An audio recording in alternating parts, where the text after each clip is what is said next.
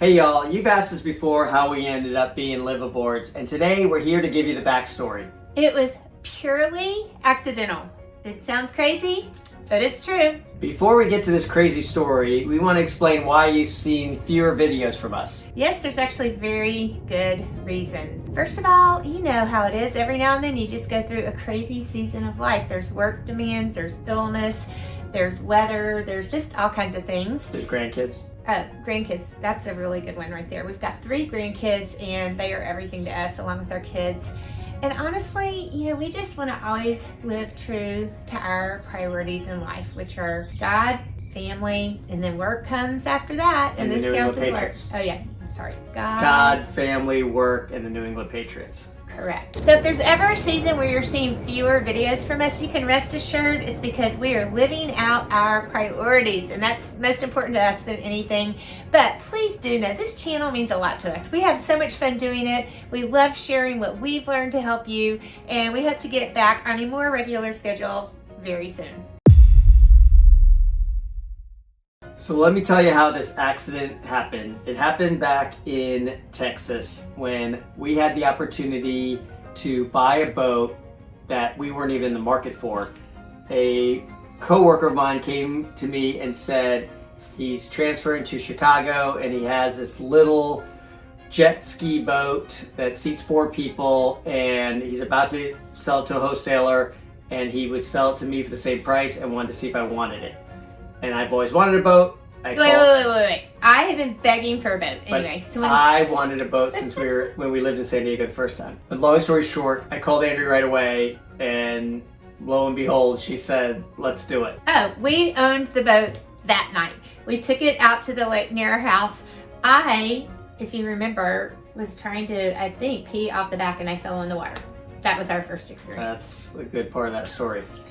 You were wet the first time. So it was a little 15-foot Sea-Doo speedster. Sat 4 people, super fast, super fun. We rode around Canyon Lake. We would go on sunset cruises when I came home from work, and we loved it. We would spend summers in the lake and put on our life server upside down and like a diaper and hang out and bob around the lake and just had a ball. But then we got transferred to California. So fast forward a little bit, we got transferred to California. One cool thing about this little boat is like we paid what, $8,000 for it or something like that. You would think we'd spent $80,000 on it. Like everyone would stop us like, oh my gosh, what a cool boat. Like, and it was just funny because we spent $8,000. Yeah. So fast forward a little bit, got transferred to California. And I didn't even want to take the boat because we were moving to the California desert. I'm like, we don't need to store a boat in the California desert. It's 2.5 hours to the coast or so. I begged to differ. I loved our boat so much. I said, look, let's just take it. We're 2 hours from water, and if we don't use it after the first year, we'll sell it, and we can probably sell it for more money out there than in Texas. Yep. We live in California, in the desert, no water nearby, but the ocean 2 hours away. So we took it to Newport Beach the first summer. That's Newport Harbor is no fun for a jet boat, and then the ocean is also no fun for a 15-foot boat. That was like, that didn't work. So the next summer we started coming to the San Diego Bay. We would stay at the Marriott and park it at the Marriott Marina, and we did that for a couple years. So 8 years ago this May, he will be celebrating his birthday. That year on his birthday, we brought the little boat to San Diego, and it was a horrible weekend. It just was cloudy and rainy the whole time. And Tom said, by the way, we were parked on J Dock, which is where we would eventually end up. Tom said, why don't we take the boat to Joe's Crab Shack? Now, if you're familiar with the area, you would never drive your boat from J Dock to Joe's Crab Shack. You would just walk for 5 minutes. But we just wanted to get in our fun little boat and do something. So we drove it to Joe's Crab Shack. So we pulled up to Joe's Crab Shack and we're tying up the boat. And this couple and another gentleman comes walking down the ramp and says, "Oh, you pulled up my boat for my birthday," or something like that. She says to her husband, yeah. Yeah, she said that to her husband. Is that my birthday present? And so we laughed or whatever. And they're like, "Oh, we love your boat." So we were walking in, they were walking out. And they turned to us and they said, "Do you mind if we join you? We'll come back in and have some drinks with you." And we said, "No, not at all."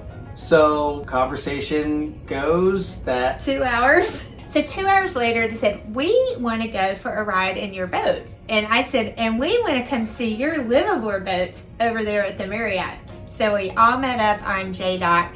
We checked out the couple's boat. We checked out the brother's boat. When we're on the smaller boat of the two, our friend Marlene says, so we're selling our boat. And her husband says, we are. She says, of course we are. We need more room for our grandchildren. We asked how much she wanted to sell the boat for, and it was a really doable price. We were about to buy an RV, and in that very moment, we looked at each other. We didn't have to say a single word. We knew we're not buying an RV. So that's where really fate was involved, where it's like, gosh, we're just there to get a couple drinks.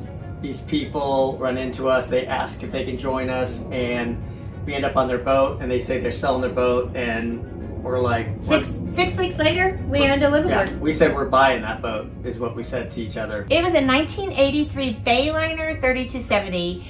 It was really cute, and they had done amazing work on it, and we bought it, and we decorated it, and we just fell in love with the lifestyle and with that boat. So yeah, that's how you become accidental boat owners. You walk into a restaurant to have a glass of wine and a margarita, and 2 hours later, you've made an offer on the boat. So we love that boat. We would come down a lot of weekends from the California desert and just take the boat out, have a lot of fun, met a lot of fun people, and knew that this was for us. The boating lifestyle was for us. At some point, you realize we're gonna need a bigger boat.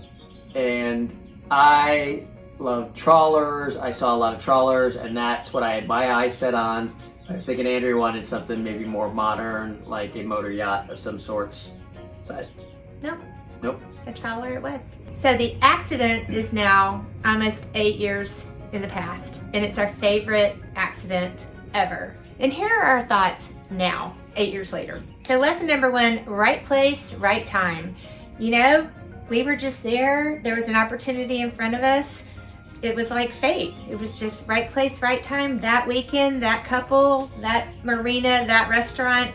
That's something you can't even make happen, but we're blessed that it did. Well, first of all, I wish we had the accident earlier. What I mean by that is in our 40s, so we had a lot more time boating and maybe even progressed in our boating and so forth. But hey, it's never too late is what I would say for sure. And then we took a leap of faith, really, to just say, forget the RV, we're going boating, and we want to join that lifestyle. Another thought is, you know, it's not for everyone, but you'll never know if you never try. For us, we knew week 1, this is our lifestyle. We're so glad we tried it, and we hope you will too. So I coined a little phrase, I don't know if anybody said it before, but it makes sense for us and maybe for you, but a change in your lifestyle could definitely change your life. 100%. I can't even imagine now if we had never had this lifestyle. And this is so far removed from anything I ever would have even pondered 10 years ago when we moved here to California from Texas. But it's the best. If you're interested or you're on the fence or you've thought about it for years or maybe even decades, or one day, you might need a little bit more planning than that, but take the leap of faith, take the plunge, you won't regret it. That's true. Then you'll be enjoying sundowners like us. Cheers. Cheers.